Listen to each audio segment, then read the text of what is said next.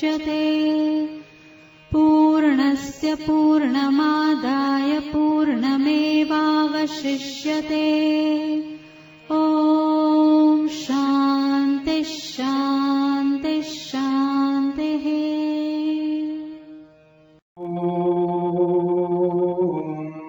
भद्रं कर्णेभिः शृणुयाम देवा, भद्रं पश्येमाक्षभिर्यजत्राः स्थिरैरङ्गैस्तुष्टुवांसस्तनूभिर्व्यसेमहि देवहितं यदायुः। स्वस्ति न इन्द्रो वृद्धश्रवाः, स्वस्ति नः पूषा विश्ववेदाः, स्वस्ति नस्तारक्षो अरिष्टनेमिः, स्वस्ति नो बृहस्पतिर्ददातु। ॐ शान्ति शान्ति शान्तिः। प्रज्ञानं सुप्रतानैः स्थिरचरनिकरव्यापिभिर्व्याप्य लोकान्, भुक्त्वा भोगांस्तविष्टान् पुनरपि विष्णोत् भासितान् कामजन्यान्। पीत्वा सर्वान् विशेषान् स्वपतिमधुरभुक् मायया भोजयन्नो, माया संख्यातुरीयं परममृतमजं ब्रह्म यत्तं नतोऽस्मि। यो विश्वात्मा विदिज विषयान् प्रास्य भोगान् स्तविष्टान्, पश्चात्सन्न्यन् स्वमतिविभवान् ज्योतिषा स्वेन सूक्ष्मान्। सर्वानेतान् पुनरपि शनैः स्वात्मनि स्थापयित्वा, हित्वा सर्वान् विशेषान् विगतगुणगणान् पापसो नस्तुरीयः। हम लोग प्रेमपुरी आश्रम ट्रस्ट मुंबई में मांडुक्य उपनिषद के ऊपर स्वाध्याय देख रहे हैं। अवतरणिका चल रहे संबंध भाष्य में हम लोग देखा कि जो 4 प्रकरण हैं, 4 प्रकरणों का निरूपण, 4 अवस्था का निरूपण कहिए। पहली अवस्था जागृत अवस्था, स्वप्न अवस्था, सुषुप्ति अवस्था और तुरीय अवस्था। इसलिए एक एक प्रकरण एक अवस्था को सिद्ध करते हुए आगे जा रहे हैं। ओंकार का निर्णय करने के लिए आगम प्रदान है और वह ओंकार निर्णय आत्म तत्व प्रतिपत्ति का उपाय बोल दिया, अर्थात आत्मज्ञान का साधन है ओंकार। कब ये बनेगा तो बहुत सुंदर बोल दिया। जो द्वैत प्रपंच का नाश कहिए, बाद कहिए, निवृत्ति हो जाने के बाद में अद्वैत की प्रतिपत्ति होती है, अद्वैत का बोध होता है। अद्वैत जो स्वरूप है, बोध स्वरूप है, उसका अनुभव करना। जैसे उदाहरण दिया 34 पृष्ठ में, रज्ज्वां यु सर्पादि विकल्प उपशमे रज्जु तत्व प्रतिपत्ति तस्य द्वैतस्य हेतुतो वैतत्य प्रतिपादनाय द्वितीय प्रकरणम। पहला प्रकरण तो आगम प्रकरण है और दूसरा प्रकरण जो वैतत्य प्रकरण किसके लिए आया कि उस अद्वैत की सिद्धि के लिए द्वैत प्रपंच जो है एक प्रकार का प्रतिबंधक है। उस प्रतिबंधक द्वैत का तर्क के द्वारा निषेध करने के बाद में निषेध किया जाता है। निषेध करने के लिए द्वैत का जो निषेध करना है किसके द्वारा? तर्क के द्वारा। तो तर्क के द्वारा निषेध करने के लिए वो द्वितीय प्रकरण है, वैतथ्य प्रकरण। और फिर तथा अद्वैतस्यापि वैतथ्य प्रसंग प्राप्तो युक्तितस्तथात्वदर्शनाय तृतीय प्रकरण। जो द्वैत प्रपंच का निराकरण किया क्योंकि वो मिथ्या बोल दिया, तो ये बोलेगा कि आपका अद्वैत भी मिथ्या है। क्यों? वादी भद्र न पश्यति, एक दूसरे के कोई भी पक्ष अपना कमजोर नहीं समझते हैं, इसलिए अद्वैत क्यों मिथ्या होने लगेगा? क्योंकि व्यवस्था बन नहीं सकती है, इसलिए व्यवस्था नहीं बन सकती कि अद्वैत एक है। तो अद्वैत एक में तो सभी समान ही होने चाहिए। जितने भी जीव है अद्वैत में स्थित, वे सुख सभी को समान होना चाहिए, दुख सभी को समान होना। अद्वैत में स्थित भी महापुरुष देखिएगा, कोई राज्य काज कर रहे हैं तो कोई अपना अपना कार्य कर रहे हैं, मतलब ज्ञानी महापुरुष अद्वैत में स्थित होने पर भी अलग अलग प्रकार की दिखाई देते हैं। इसलिए अद्वैत में व्यवस्था की उपपत्ति नहीं है, व्यवस्था लग नहीं सकती है एक प्रकार की, इसलिए वो भी मिथ्या होने का प्रसंग आएगा तृतीय प्रकरण। तब उन्होंने बोल दिया नहीं, अद्वैत में सत्यत्व प्रतिपादन करने के लिए जो भी उनके प्रतिपक्ष है, अनेक तथात्व प्रतिपत्ति प्रतिपक्ष भूतानि यानि वादांतराणि अवैदिकानि तेषाम् अन्योन्य विरोधित्वात् अतदार्थत्वेन तदुत्पत्तिभिरेव निराकरणाय। बोलते हैं जो चतुर्थ अवस्था है, तुरीय अवस्था है, उसकी सिद्धि के लिए अलात शांति प्रकरण है चौथा। वो किसके लिए? अद्वैत सत्यत्व है। चाहे तृतीय प्रकरण हो, अद्वैतीय है, और उसी अद्वैत को पुनः मिथ्या घोषित करने के लिए जो आता है तो अलात शांति। अलात शांति का अर्थ ये बताया था, जैसे वो बच्चा अपनी लकड़ी जला के घुमाती रहता है, घुमाना गोल गोल गोल गोल एकाकार दिखाई देता है, लेकिन वो एकाकार नहीं रहता है, कोई घूमता नहीं है, कुछ भी नहीं होता है, केवल एक ही रहते हैं। इसी प्रकार जो अद्वैत तत्व है एक ये है, उसके ऊपर अनेक प्रकार के ऐसे घूमने वाले नाम रूपादि 84 का चक्कर आने पर भी वो तुरीय तत्व अद्वैत तत्व जो की त्यों रहता है।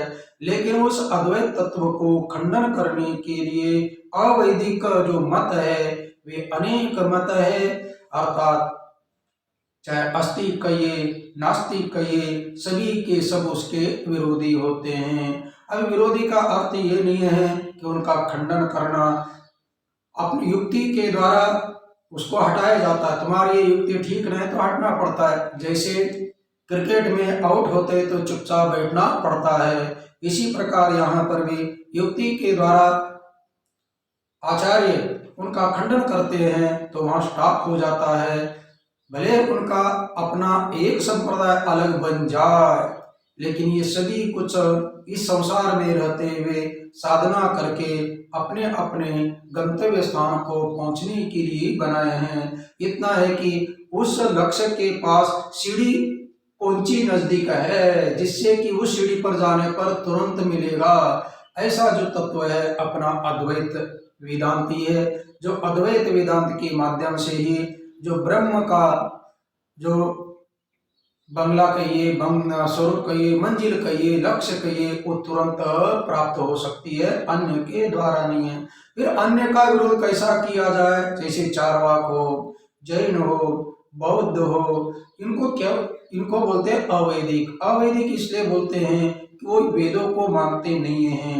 वेदों को क्यों नहीं मानते हैं? क्या है इनके लिए विस्तार से उनके अपना ग्रंथि लिखे गए हैं, लेकिन उनको दर्शन करते हैं तो दर्शन बोलते हैं, तो इसका मतलब है दृश्यते आनेन दर्शनम, जिसके द्वारा उस तत्व का इन्होंने अनुभव किया है साधन के द्वारा। इसलिए वे भी उनका दर्शन है। अभी चारों वदति इति चारों वाक कौन है? जो वाणी के द्वारा मधुर बोले, ऐसी वाणी बोलिए दिल का आपा होय, औरन को शीतल करे आपू शीतल हो जाए। इस प्रकार की वाणी चारवाक की है। और उसका रहना पीना, खाओ पियो मस्त रहो। बाद में देखा जाए, दृढ़ं कृत्वा घृतं पिबेत भस्मीभूतस्य पुनरागमनं कुतः। इसका मतलब है कि वो एक प्रकार का अपना संसार, एक प्रकार का अपना ग्रस्त जीवन बहुत सुदृढ़ बनाता है। खाओ पियो मस्त रहो, ये भी एक उसकी स्थिति है।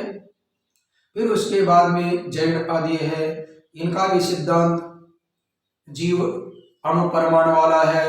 अणुपरमाणु वाला होगा तो हाथी के शरीर में, वो चींटी के शरीर में कैसा होगा, फिर उसका भी बहुत बढ़िया विवेचन है वेदांत में। ओ अनो अनयान महतो महियान, इस प्रकार बहुत सुंदर वर्णन करते हैं। उनका शादवाद ग्रंथ विशेष जैनों का माना जाता है। एक ही बौद्ध के 4 शिष्य बनते हैं और 4 शिष्य बनने के कारण उनको भी 4 संज्ञा देते हैं, और जैन 5वां और 4वां 6वां। एक प्रकार के वेदांत में मेरे पूज्य गुरुदेव सदगुरुदेव जी ने इसको ऐसा घटाया कि ये 6 दर्शन एक तरफ बनते हैं और 6 दर्शन एक तरफ है। सदैव सौम्य इदम अग्रासीत एक तरफ बनते हैं सत को, वेद को लेकर, और वेदों में नहीं है बोलते हैं असदैव सौम्य इदम अग्रासीत, असत के तरफ जाते हैं। चाहे असत के तरफ लगे या सत के तरफ लगे, लेकिन लगे तो है, दोनों जैसे टगकवार है। तो इसका मतलब है एक सीढ़ी उनका मत खंडन करते, लेकिन हम लोग खंडन करना नहीं है। आचार्य बोलते हैं उन्हीं का खंडन करने के लिए उन्हीं के लोगों को लगाया जाए, स्वयं लगने की जरूरत नहीं है। 4 वाक को यदि वेदांत बोलने के बाद में, वो तो वेद को ही मानता नहीं है, वो तो बोलते हैं कि वेद को बनाने वाले है कैसे है, धूर्त है, भांड है, निशाचर है, अपने पेट पालने के लिए बनाया, ऐसा 4 वाक बोलेगा। ये ठीक भी है, क्योंकि आजकल कोई भी अपना मत प्रस्तुत करने के लिए दूसरे का मत जो है खंडन करना ही पड़ता है, और खंडन करते भी है। तो कहने का तात्पर्य, फिर ऐसे 4 वाकों को हम वेदांत का सिद्धांत न बताते हुए बौद्ध को लगाने का, अरे सर्वम शून्यम शून्य, वो बोलेगा काय का शून्य है, खाओ पियो मस्त करो आनंद लो। फिर इसको बोलते हैं आपका भूत छुड़ाने के लिए दूसरे प्रेत को लगाया जाए, माने भूतम प्रेतेर नियोजित, कोई भूत लगा तो उसको छुड़ाने के लिए मंत्र आदि फूकने की जरूरत नहीं, दूसरे पिशाच को लगाया जाए। इसका मतलब यहाँ पर भी ऐसे हैं कि परस्पर उनको लगाया जाए सभी को, और फिर नास्तिक बैठ जाते हैं, फिर आ जाते हैं अपने विशिष्ट पांच है आस्तिक में। उनका भी धीरे धीरे चाहे योग हो, चाहे सांख्य हो, वैशेषिक हो, न्याय हो और ये मीमांसा, ये 5 ये आस्तिक होते हुए भी एक सीढ़ी उनकी कमजोर है। इसलिए लेकिन ये सभी अपना लक्ष्य के तरफ जाने के लिए साधक, ये भी साधक ही है, साधना ही करने वाले है। इस प्रकार खंडन करते हुए क्या बोलते हैं, अद्वैतस्य तथा तो प्रतिपत्ति प्रतिपक्ष भूतानि यानि वादांतराणि अवैदिकानि, जितना भी अवैदिक मत है ये सभी कैसे हैं, जो अद्वैत वास्तविक है, सत्य है, उसके ये प्रतिपक्षी है अर्थात विपक्षी है। जो अद्वैत को ये सत्य नहीं मानने वाले हैं, असत मानने वाले हैं, इसलिए बोल दिया कि असदेव सौम्येदम अग्रासीत, इस श्रुति के अनुसार चलने वाले और अपने को वेद न मानने वाले ऐसे लोगों को क्या करना है, तेषाम अन्योन्य विरोधित्वा, वो भी अपरस्पर में विरोध है, जैसा अपने अद्वैत से उनका मत विरोध है, इसी प्रकार 4 वाक से शादवाद मत विरोध है, शादवाद का शून्यवाद विरोध है। इस प्रकार एक फिर आस्तिकों में भी एक दूसरे विरोधी है, एक परिणामवाद बोलता है तो दूसरा बोलते हैं कि नहीं एक सत्कारवाद बोलेगा, इस प्रकार चाहे न्याय, वैशेषिक और सांख्य, इन लोगों का भी परस्पर मत विरोध है। तो इन परस्पर विरोधों को लगाया जाए, इसलिए तदुपपत्ति भी अतथातत्वेन, अर्थात उनका परस्पर विरोध होने के कारण उनका मत उचित नहीं है, और उचित नहीं होने के कारण एक दूसरे में लड़ पड़ेंगे। इसलिए तदुपपत्ति भी एव निराकरणाय, जैसे अपना एक उदाहरण दिया जाता है, ऊंट के ऊपर लकड़ी ढोते हैं, राजस्थान में आदि बोलते हैं, रेगिस्तान में ऊंट के ऊपर बहुत बड़ा लकड़ी का बोझ था, वो बैठ गया तो उसको उठाने के लिए उस ऊंट चराने वाले के पास लकड़ी नहीं थी। वो क्या कर देता है, उसी के बोझ में से एक लकड़ी निकाल देता है, उसको मार देता है, उठ जाता है, और उठने के बाद में पुनः वो लकड़ी उसी के पीठ के ऊपर रख देता है। इसी प्रकार जो है अपने को जो आचार्य भाष्यकार बोलते हैं कि उन्हीं के मत में परस्पर अपना लगा देने का और उन्हीं के द्वारा निराकरण करने का। इस प्रकार ये चतुर्थ प्रकरण है अलात शांति प्रकरण, क्योंकि अपना जो तुरी तत्व है वो बोलने योग्य तो ही नहीं है। यतो वाचो निवर्तन्ते अप्राप्य मनसा स है, इसलिए उसके लिए ज्यादा न बोलते हुए इन्हीं का परस्पर खंडन करवा के स्वतः ही मंडित हो जाएगा। अब ये 4 प्रकरणों को निरूपण किया। अब 4 प्रकरण में से पहला प्रकरण कौन है, आगम प्रकरण। आगम है तो आगम श्रुति प्रधान है, ओंकार के द्वारा आत्मा का ज्ञान हो, इसके लिए बताया गया। उसी को अब यहाँ से प्रारंभ करते हैं। जो 4 प्रकरणों में से जो पहला प्रकरण है, उधर क्या बोला पहला प्रकरण में, तत्र तावत् ओंकार निर्णयाय प्रथम प्रकरणम आगम प्रदानम आत्मतत्व प्रतिपत्ति उपाय भूतम। जो ओंकार का निर्णय है, ये निर्णय आत्मज्ञान के लिए है, ऐसा जो आगम प्रकरण पहला है। अब उसी को यहाँ पर निर्देश करने के लिए आते हैं। परंतु पूर्व पक्ष उसके ऊपर आक्षेप करता है, ओंकार निर्णय से आत्मा का ज्ञान होता है, ये सिद्धांत हो गया, क्योंकि उसी के लिए 4 प्रकरण है। 4 प्रकरण उसी को मूल आधार बना के धीरे धीरे 4 प्रकरणों का विवेचन करना है। तब ये पूर्व पक्ष के रूप में बोलेगा कि कथम पुनः ओंकार निर्णय आत्म तत्व प्रतिपत्ति उपायत्वं प्रतिपद्यते इति उच्यते। कथम पुनः ओंकार निर्णय आत्म तत्व प्रतिपत्ति उपायत्वं प्रतिपद्यते, अर्थ होता है ओंकार का निर्णय आत्म तत्व के प्रति, उपाय तो माने साधन, कारण कैसा होता है, प्रतिपद्यते, कथम प्रतिपद्यते कैसा हो सकता है, इसका मतलब है साध्य हो गया आत्मज्ञान और साधन हो गया ओंकार निर्णय।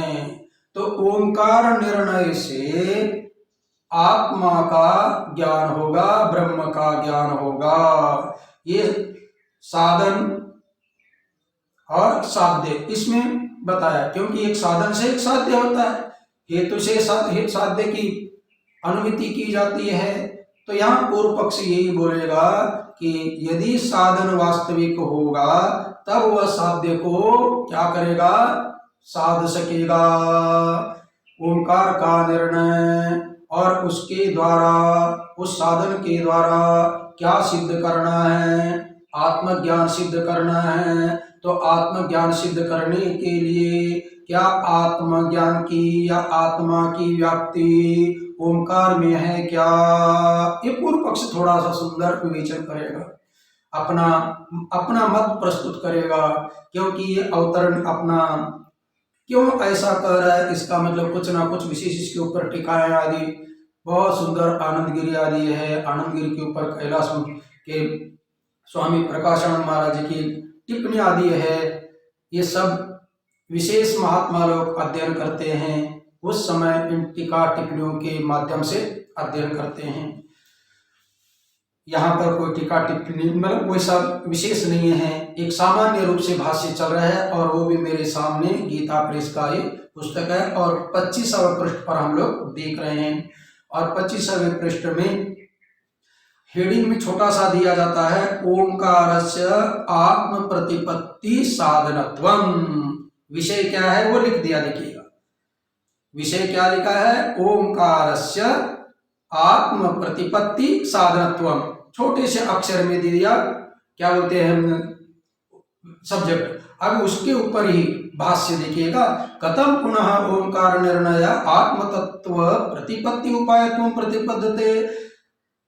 सिद्धांती को पूछ रहे, अरे सिद्धांती जी आपने कहा था ओंकार के निर्णय से आत्मा का ज्ञान होगा, तो ये कैसा हो सकता है। अब सिद्धांती उसको पूछा जाए पूर्व पक्ष को, भैया तुम आक्षेप क्यों कर रहे हो, तुम्हारे लिए मन में ऐसा प्रश्न क्यों आया, ओंकार से निर्णय से आत्मा का ज्ञान नहीं हो सकता है, कैसा हो सकता है, इसका मतलब आप बोल रहे नहीं हो सकता है, कैसा होगा इसका मतलब नहीं होगा। फिर उसको पूर्व पक्ष को पूछा जाए कि भाई आप ही बताओ ओंकार के निर्णय से आत्मा का ज्ञान क्यों नहीं होगा। तब वो बोलेगा आत्मा का ज्ञान ओंकार निर्णय से तब होता जब ओंकार में आत्मज्ञान की या आत्मा की व्याप्ति होती। कैसी व्याप्ति का अर्थ है व्याप्य, व्याप्य का अर्थ है कार्य और व्यापक होता है कारण। अब इसको समझने के लिए तुरंत थोड़ा सा वन्नी और धूम के पास जाना पड़ता है। धुआं जो है वन्नी का व्याप्य है, वन्नी धुएं से धुएं की दृष्टि से व्यापक है, सापेक्ष धुआं व्याप्य, वन्नी व्यापक। व्यापक किसको बोलते हैं, अधिक देश में रहने वाले को व्यापक बोलते हैं, कम देश में रहने वाले को व्याप्य बोलते हैं। ये सामान्य नियम है। और साथ ही व्यापक बोलने पर व्यापक की व्याप्ति व्याप्य में रहती है। व्याप्य का अर्थ है उसका कार्य, वन्नी कारण है, धुआं कार्य है। तो वन्नी कारण की व्याप्ति कार्य धूम में रहती है। वो व्याप्ति माने क्या है, व्याप्ति का अर्थ है एक प्रकार का अविनाभाव संबंध, एक के बिना एक रहना, कारण के बिना कार्य नहीं रह सकता है। जहां जहां धुआं है वहां वहां आग है, आग के बिना धुआं रह नहीं सकता है। इसको बोलते हैं अपना धुएं में और वन्य में अविनाभाव संबंध। जैसे बच्चे हैं तो बच्चे के कहीं ना कहीं पिता अवश्य होने चाहिए। जब बच्चे को देखते हैं तो बच्चे में जन्यत्व है। किसका जन्यत्व है, जनक का। जनक कौन है, उसका पिता है। पिता के बिना एक पुत्र नहीं हो सकता है। इसको बोलते हैं पिता की व्याप्ति पुत्र में है। क्यों, पिता और पुत्र में अविनाभाव संबंध है। पुत्र के बिना पिता नहीं हो सकता है, पिता के बिना पुत्र नहीं हो सकता है। इसका मतलब है कि पिता के बिना इसका अस्तित्व ही नहीं रहता है। ये जब दिखाई दे रहा है पुत्र, तब उसका पिता कहीं ना कहीं होना चाहिए। इसी प्रकार धुआं अपना पर्वत में दिखाई दे रहा है तो इसका मतलब वहां कहीं ना कहीं आग रहनी चाहिए। वो धुआं भी कैसा होना चाहिए, मूल जो मूल है वहां से, मूल से जो है अविच्छिन्न रेखा चलनी चाहिए। जैसे आप लोग हरिद्वार में जाए, जो चंडी पर्वत है वहां से गाड़ी आ जाती है, धुआं फटफट फटफट फटफट छोड़ते हुए। वह चंडी देवी का क्या मनसा देवी का जो पहाड़ है पूरा का पूरा क्या हो जाता है, धुआं धुआं भर जाता है। और गाड़ी रायवाला की तरफ चली जाती है। अभी वहां जाकर उस धुएं में यदि आग ढूंढेंगे तो आग मिलने वाली नहीं है, क्योंकि वह धुआं मूल से कटा हुआ है, मूल से अविच्छिन्न रेखा नहीं है। अतः सीधी जो लाइन निकल रही है धुएं की वो कटी फिटी है। कटी फिटी होने के कारण वहां वन्नी होनी चाहिए ऐसा कोई नियम नहीं है। धूम जो है अविच्छिन्न धूम की रेखा चल रही है, तब जो है वहां आग जरूर रहनी है। ऐसे धुएं में वन्य की व्याप्ति है, अविनाभाव है। इस प्रकार यहाँ पर एक पूर्व पक्ष बोल सकता है कि इसका मतलब है कि यहाँ पर आप हेतु के द्वारा साध्य रूपी आत्म तत्व की सिद्धि कर नहीं सकते हैं। ओमकार निर्णय जो आपका हेतु हो और आत्मज्ञान साध्य हो, इस प्रकार अनुमान के द्वारा हेतु के द्वारा अनुमिति कर नहीं सकते हैं, अर्थात हेतु के माध्यम से हो ही नहीं सकता, क्योंकि सहचारिणी व्याप्ति नहीं है। जहां जहां धुआं है वहां वहां आग है, इसको बोलते हैं सहचारिणी। सहचारी बोलिए अविनाभाव संबंध। इसी प्रकार जहां जहां ओंकार है वहां वहां आत्मज्ञान है, इस प्रकार की व्याप्ति नहीं है।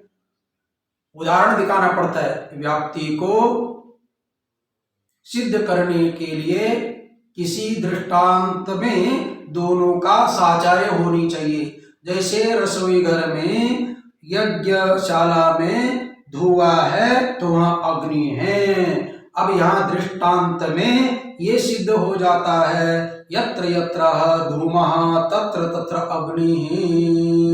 ऐसा जो ये व्याप्ति का अभिनय है, व्याप्ति का इसको बोलते हैं अभिनय। ऐसा यत्र यत्र ओंकार निर्णय तत्र तत्र आत्मज्ञान, ऐसा जो है अभिनय नहीं है, दृष्टांत नहीं मिल सकता है। जब दृष्टांत नहीं है तो व्याप्ति नहीं बनेगी। जब व्याप्ति नहीं बनेगी तो ओंकार निर्णय साधन नहीं बनेगा। जब साधन नहीं बनेगा तो उस साधन के द्वारा ब्रह्म आत्मा का ज्ञान साध्य होगा नहीं। इस प्रकार ये पूर्व पक्ष का भाव है। अब इसके ऊपर से सिद्धांती बोलेंगे ठीक है भैया, यहाँ पर जो है व्याप्ति नहीं है, व्याप्ति होगी तब जो है अनुमान होगा, तब अनुमिति होगी। लेकिन हम लोग, मैं बोलते हैं सिद्धांती, हम लोग ओमकार के निर्णय से आत्मज्ञान की सिद्धि करने के लिए जा रहे हैं। यहाँ पर किसी प्रकार के हेतु को हम लोग अपना पीछे, हेतु के पीछे पड़ने वाले नहीं हैं, तर्क के पीछे पड़ने वाले नहीं हैं। तर्क से भी बलवान प्रमाण है, श्रुति प्रमाण, आगम प्रमाण। श्रुतियों के माध्यम से शब्द प्रमाण बोला जाता है। इन शब्द प्रमाण के द्वारा ओंकार निर्णय आत्म तत्व का साधन है, यह सिद्ध करेंगे। पूर्व पक्ष आक्षेप किया था ओंकार के निर्णय से आत्मज्ञान होगा नहीं है। क्यों नहीं होगा? होगा तो जो है तर्क के माध्यम से कर नहीं सकते। तर्क बोलिए, अनुमान बोलिए, उसके लिए व्याप्ति ज्ञान चाहिए और व्याप्ति सिद्ध करने के लिए दृष्टांत चाहिए। जैसे वन्नी का और धुएं का व्याप्ति व्यापक भाव है, अविनाभाव संबंध है, और वहां व्याप्ति का अभिनय के लिए दृष्टांत मिलता है। व्याप्ति के अभिनय के लिए दृष्टांत मिलता है, अर्थात व्याप्ति को सिद्ध करने के लिए दृष्टांत कहाँ मिल गया? रसोई घर में मिल गया। जहाँ जहाँ रसोई घर में धुआं है वहाँ वहाँ आग है, इसको बोलते व्याप्ति का अभिनय। और यत्र यत्र धूमः तत्र वन्नी, यज्ञशाला में धुआं था वह वन्नी थी। कहीं जो है ठंडी के दिन में आग तप रहे थे, वहां धुआं निकल रहा था, उसको संस्कृत में चत्वार बोला जाता है। चत्वार का अर्थ है अंगण।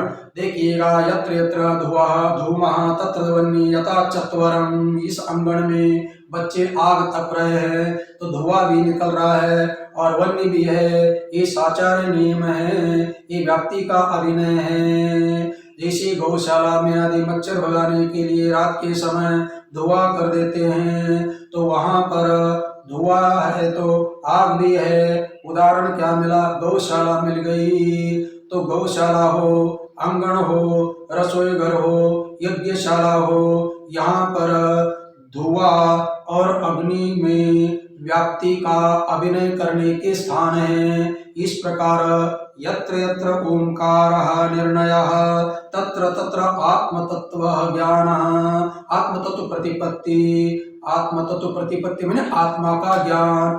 जहाँ जहाँ ओंकार निर्णय साधन है वहाँ आत्मज्ञान साध्य है। इस प्रकार का आप व्यक्ति का अभिनय करने के लिए दृष्टांत मिलने वाला नहीं है, इसलिए तर्क के द्वारा सिद्ध हम कर नहीं सकते हैं, लेकिन श्रुति प्रमाणों के माध्यम से, क्योंकि श्रुति प्रमाण सबसे प्रबल माना गया है, क्योंकि श्रुति अप्त वाक्य है और श्रुति माता बहुत हम लोगों की हितैषी है। सहस्त्र मातृभ्यो अतिरिच्यते। श्रुति के लिए भाष्यकार भगवान शंकराचार्य बोलते हैं, हमारे हजारों माताओं से भी श्रेष्ठ हमारी श्रुति माता है, क्योंकि ये श्रुति माता श्रेष्ठ इसके लिए है कि इस संसार रूपी दुख से निकाल करके आनंद रूपी परमात्मा की प्राप्ति कराती है। और ये हमारी माता क्या कराती है? एक का दो बना देते हैं, दो का बहुत बड़ा अपना संसार बना लेती है और फिर क्या है, देखो कितना बड़ा परिवार समझती रहती है। इसको एक थोड़ा सा व्यंग कसते रहते हैं। एक महात्मा टाइप जो होते हैं फक्कड़ लोग, वो बोलते हैं, उदाहरण देते हैं, देखो एक मुर्गी रहती है, मुर्गी के 20-25 बच्चे रहते हैं। ये पहले हम लोगों ने भी गाँव में देखे हैं, देहात में आज भी वैसे है। अभी अलग प्रकार का कुक्कुट पालन वो जाने दीजिएगा, बहुत विचित्र है, वहाँ नहीं मिलेगा ये, लेकिन आज भी देहात में बड़ी बड़ी मुर्गियां रहती है, 20-25 अंडे रखते हैं, तो बच्चे निकलते हैं, छोटे छोटे बच्चों को लेकर अपना घूमती रहती है। ऊपर कौवे चील आदि देखते रहते हैं कि थोड़ा सा ये मुर्गी हट जाए और हम लोग लेके उड़े छोटे छोटे बच्चों को। तब जो है ऊपर चील आदि देखे तो अपना पंख जो है क्या करते हैं, फैलाती है, तो सब बच्चे अंदर बैठ जाते हैं।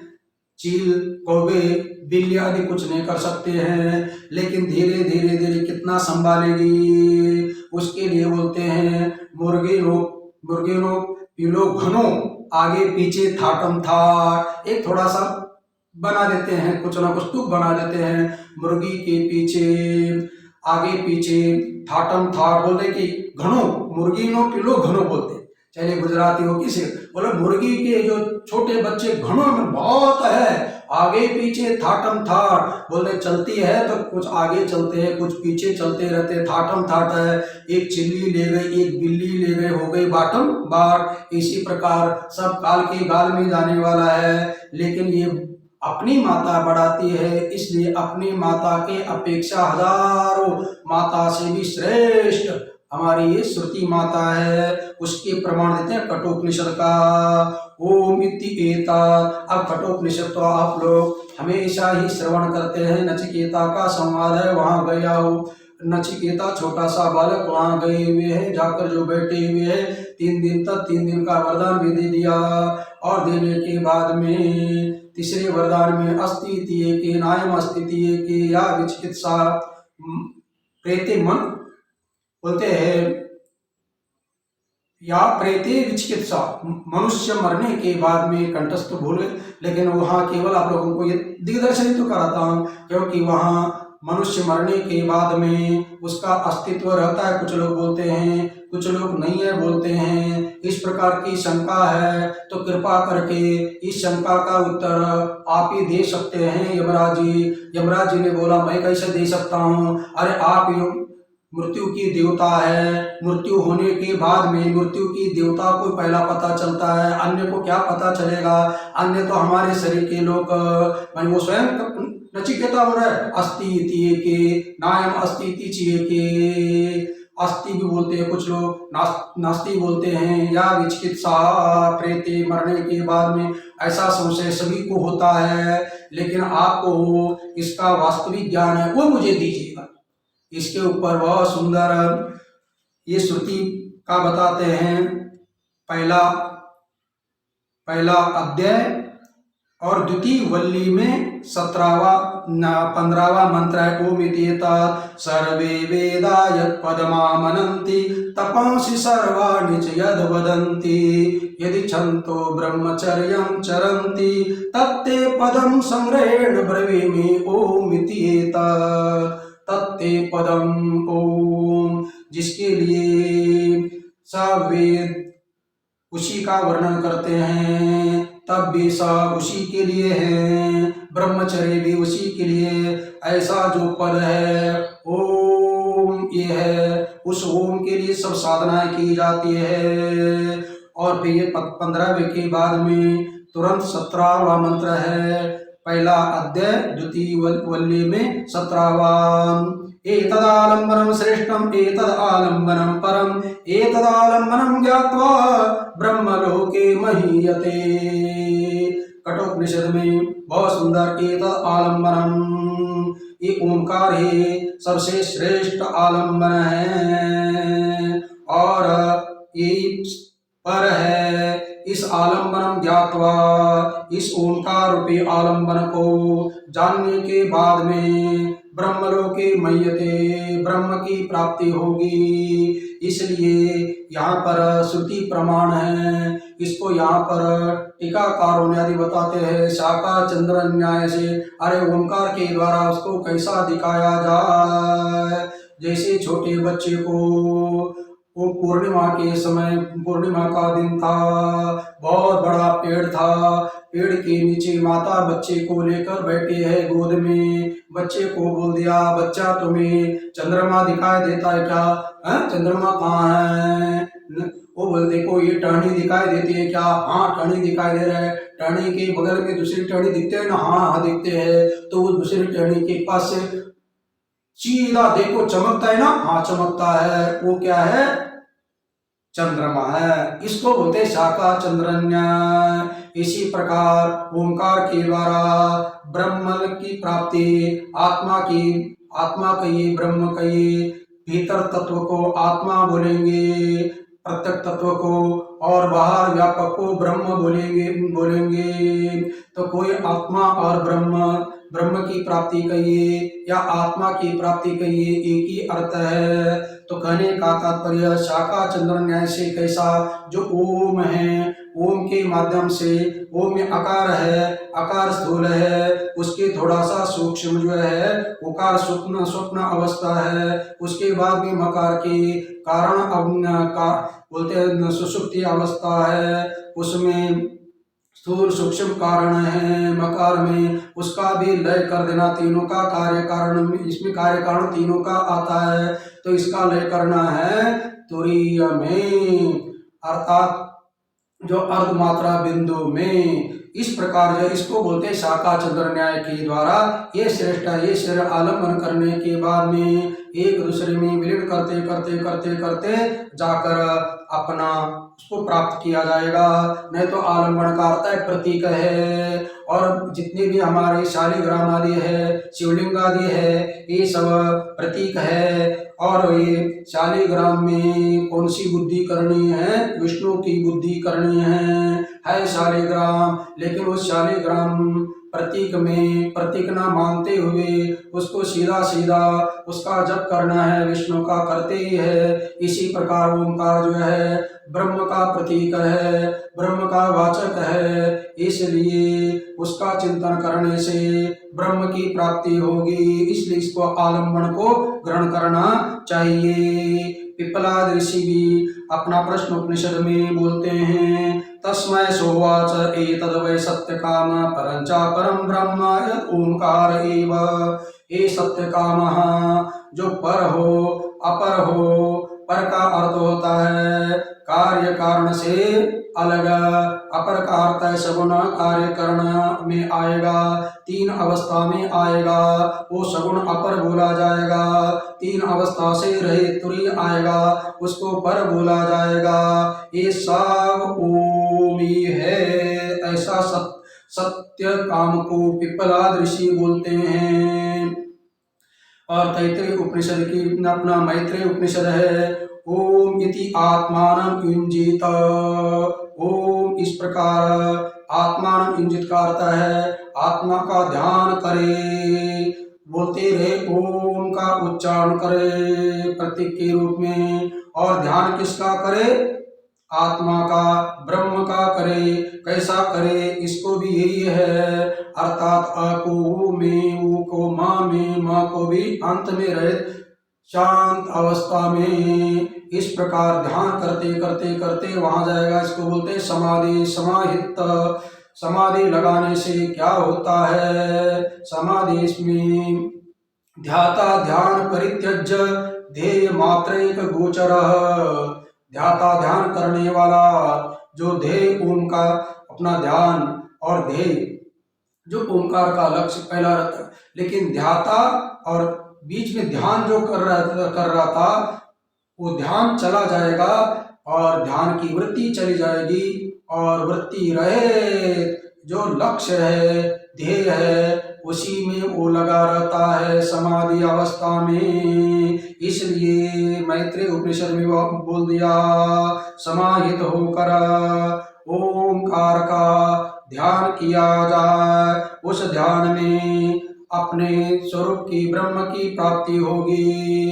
देखिएगा पूर्व पक्ष में शंका उठाए थे, तर्क के द्वारा ओंकार के माध्यम से ब्रह्म तत्व की प्राप्ति नहीं होने वाली है, क्योंकि दोनों में अविनाभाव संबंध नहीं है, साध्य साधन बनते नहीं हैं। इसलिए आप तर्क के माध्यम से सिद्ध नहीं कर सकते हैं।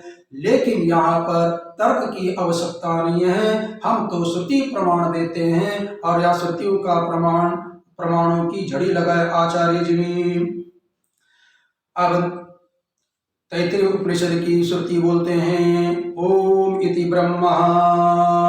अब सभी पद हो, आलम्बन हो, पर अपर ब्रह्म हो, सब ओमकार्य है, तब उस ओमकार को ब्रह्म ही है, इस प्रकार निश्चय कैसा किया जाए? इसके लिए बोलते हैं ओमकार ब्रह्म। ओम और ब्रह्म दोनों एक प्रकार से क्या बोलते हैं, समान अधिकरण हो गए, उसमें समान अधिकरण रहेगा क्या? अब टीकाओं में थोड़ा सा टिप्पणी अपना इसको समझाने के लिए बोलते हैं, ओम ही कैसा ब्रह्म है, स्थाणुर्वा पुरुषो वा। कोई रात में ठूंठ पड़ा हुआ था, उस ठूंठ के ऊपर किसी को पुरुष की कल्पना हो गई, ये तो झूठी निकली।